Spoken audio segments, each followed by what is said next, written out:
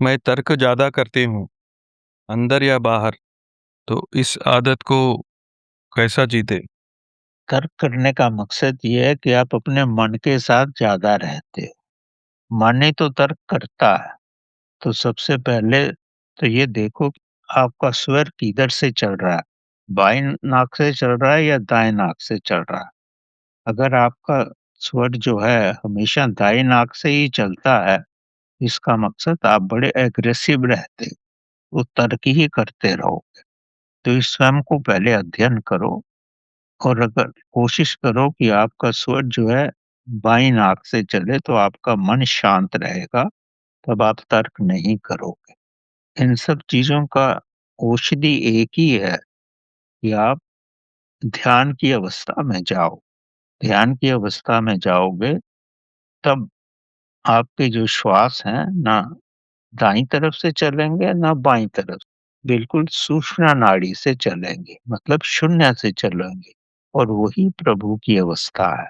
जब वो अवस्था होती है तब कोई वाद-विवाद आदमी नहीं करता, स्वयं में ही रहता है, रिएक्शन नहीं करता।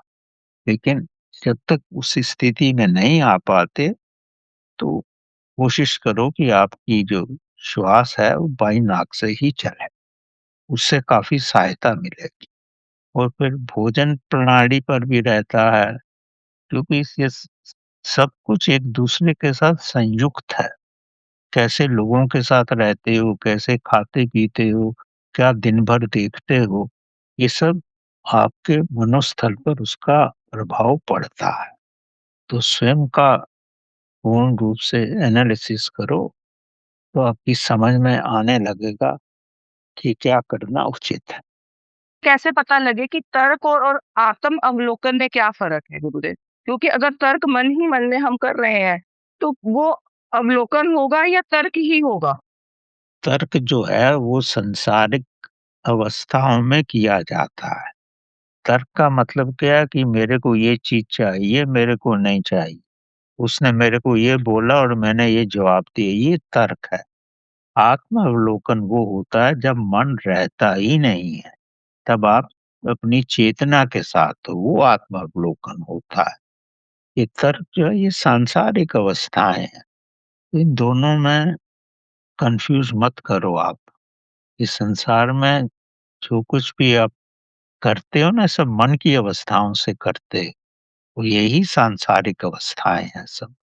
परमात्मा की अवस्था तो वो होती है जहाँ पर मन शून्य हो जाता है। जब मन शून्य होगा तो तर्क तो होगा ही नहीं।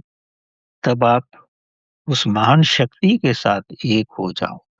तो आप जैसे-जैसे ध्यान में जाओगे, वैसे-वैसे दूसरों की बातों का आप पे कोई असर ही नहीं होगा, क्योंकि आपकी यात्रा तो इतनी लंबी है, इतनी गहनतम यात्रा है, तो ये छोटे-मोटे लोग क्या आपको तंग करेंगे? किस बात का वाद-विवाद करेंगे? वाद-विवाद किसके लिए होता हो? किसी ने कोई शब्द ऊँचा-नीचा बोल दिया तो आपको कष्ट होता है या कोई धन का ऊपर-नीचे लेन-देन हो गया तो कष्ट होता है। बाकी क्या है संसार में कष्ट बताइए मेरे को? और शारीरिक कष्ट है वो एक अलग चीज़ है। वो तो आपकी जीवन शैली पर भी काफ़ी कुछ डिपेंड करता है। इसमें फिर अवलोकन आता है कि या अपने साथ तर्क आता है गुरुदेव? हाँ, आप कुछ नहीं करो, क्रोध असल में क्रोध जो होता है ना, क्रोध आदमी कब करता है? क्रोध तब करता है जब उसकी इच्छाएँ पूरी नहीं होती।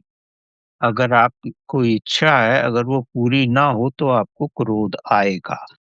और दूसरा क्रोध आता है किसी ने आपको अपशब्द बोल दिए तो भी आदमी को क्रोध आता है। तो अगर आप जागरूक हो अपने भीतर से, तब आप स्वयं पे नियंत्रण रख सकोगे। और स्वयं पे नियंत्रण रखना जो है, क्रोध को पोस्टपोन करता है। तो तब उसका आप एनालिसिस करो, जैसे मैंने कथा सुनाई ना छोटी-सी आपको, तब आपको मालूम पड़ेगा कि क्रोध का कारण क्या है। किसी ने अज्ञानतावश किया है तो उसको माफ़ कर दो, उसको बुद्धि नहीं है और किसी और वजह से हुआ तो अपने अंतर देखो कि आपने कुछ ऐसा किया होगा कि जिस वजह से क्रोध दूसरे ने किया है। और जनरली आपको ये मालूम पड़ जाएगा कि मेरे किसी हाव-भाव से ही दूसरे ने क्रोध दिखाया है। और जैसे-जैसे ध्यान की अवस्था में जाओगे आप, तो ये सब बातें आपको बहुत छोटी-छोटी लगेंगी, इसका आपके जीवन पे असर ही नहीं होगा।